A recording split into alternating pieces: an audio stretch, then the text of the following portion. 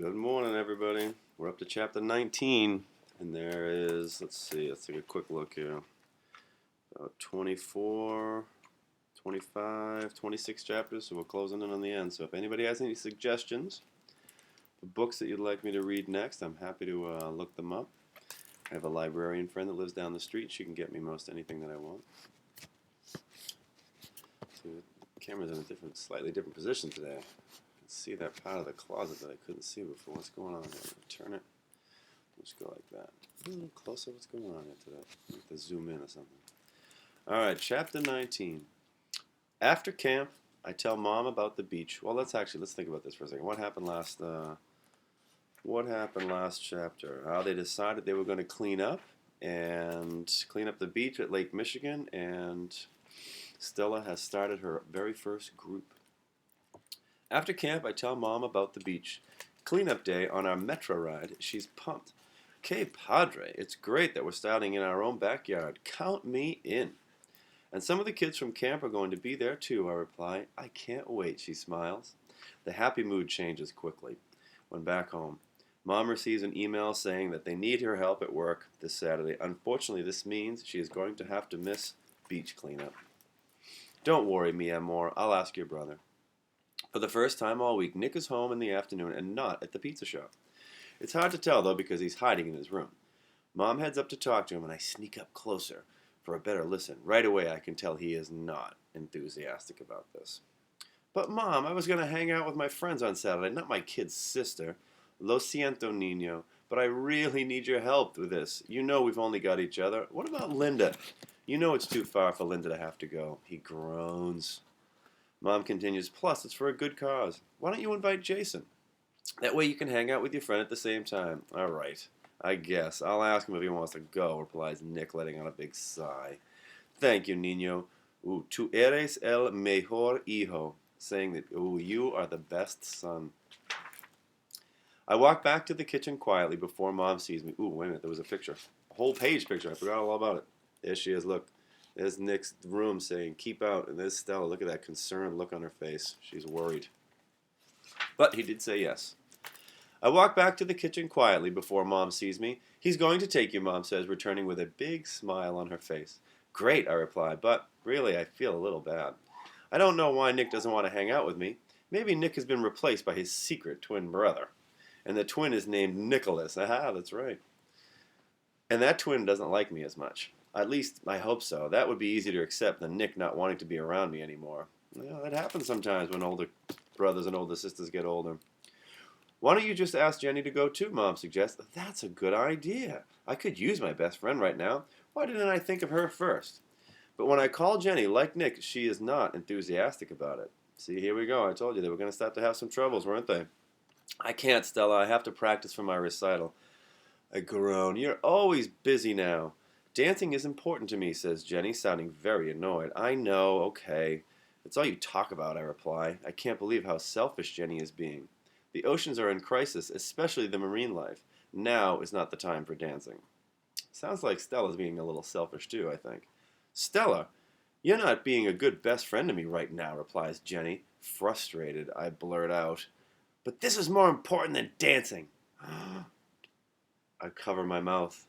Even though I had been thinking it, it sounded really bad when I said it out loud. Jenny is silent on the phone. "I'm so sorry, Jenny. I don't mean that." My face turns roja with embarrassment. "It's okay, Stella, but I should go now." We say our goodbyes. When I hang up, I feel awful. Jenny isn't being selfish. I am. All right, well, at least she realized it. As much as I want to save the oceans, I need to fix things with Jenny first. And look, there she is. Feeling terrible. She can't believe what she just said to her best friend, the one who stuck up for her last book. I work on a poster-size "I'm sorry" card for Jenny until bedtime. The next day is the last day of the shed summer camp. To celebrate, we finally share our enrichment toys with the animals. The dolphins squeak and whistle when we give them the toy we designed. "I think that means they like it," said Mr. Kyle. Marielle smiles proudly at me for a second. I take this as my last opportunity to try to talk to Marielle. I have to at least try. I take a breath and I say, "You did a really good job." "Thanks. I'm sad camp is ending," Marielle replies. "Me too." I pause and decide to ask her to join the conversation group. It's a way for us to make, conservation group. It's a way for us to make a big difference. We can't do it alone, plus we will be able to still hang out. That way camp doesn't sort of have to end. I tell her that we've just started, and then she replies, I overheard you guys at lunch. It occurs to me that I haven't seen her sitting with anyone at lunch all week. Could it be that Marielle is a little shy, too? She doesn't seem like it. She looks calm in comparison to me when I'm nervous. I've never seen her turn roja or sweat. So, do you want to join? She nods. I can't tell if she's excited or not, but it's a step in the right direction. I add, we're going to talk about it more at the cleanup. Will you be there? She shrugs. I have to check with my parents, she replies, but I do want to come. At the end of the day, I wave goodbye to my new friends. Mom throws her arm around my shoulders. By the look of it, I'd say it was a pretty successful week, Estrellita. Estrellita? It really was, but I have something else to do right now. Mom, can we drop something off at Jenny's tonight? Of course! Let's do it when we pick up El Nino from work. I sigh. I had a good day with my new friends, but nothing feels right until I get my best friend back. I hope my poster-sized card works. Chapter 20. Nick acts normal the day of the beach cleanup and doesn't mention anything to me about being forced to come. Isn't he being a good brother? When we arrive, the beach is filled with strangers, young and old, ready to help. I never knew so many people cared. Whoa, it's busy, says Jason. At the beach, I get excited when I see Kristen, Logan, Miss Susan, and Mr. Kyle. Then I spy Mariel. I'm glad she came, but it definitely means I'm going to have to try harder to win her over. Welcome, everyone, says Mr. Kyle with a bullhorn. Thank you for coming to our beach cleanup. We do this a few times a year. And we post the dates online, said Miss Susan's, leaning over to speak into Mr. Kyle's horn. Mr. Kyle pauses and then resumes speaking. While Lake Michigan isn't an ocean, this lake is just as important to us. Not only is it a majestic body of water to look at, but this lake is also home to over 3,000 plant and animal species, not to mention 40 million people. This water right next to us eventually ends up in our beloved oceans through the rivers and streams. If we want to keep our oceans clean, we've got to start right at home. I gasp. It's amazing how all the water on Earth is connected. Each body of water affects the other. Now, I have thick gloves, paper bags, and sticks for everyone to pick up the litter. So if you're ready, come on up. As we pick up the trash, Nick and Jason go off, leaving me with my new club members. The majority of what we find is just plastic bottles, cans, and food wrappers. Occasionally we find something weird like a stuffed toy or a t-shirt. Look at that. They found a stuffed teddy bear. While we pick up the random trash, Logan brings up what he'd like us to do with the club. I want to raise so much money just like my cousin Mary. She raised money to save the sea otters all by herself. Although I'm impressed by Logan's cousin, I have a hard time listening to him. That's because I noticed Nick talking to a couple of older girls with Jason. He points over at me and rolls his eyes. I overhear him say, I'm here because of my annoying little sister. She always drags me to stuff like this. It hurts more than a bee sting. Oh. The way he's saying it makes it seem like I'm just a little pest. Thankfully, Mariel starts talking. Another picture. Where are they?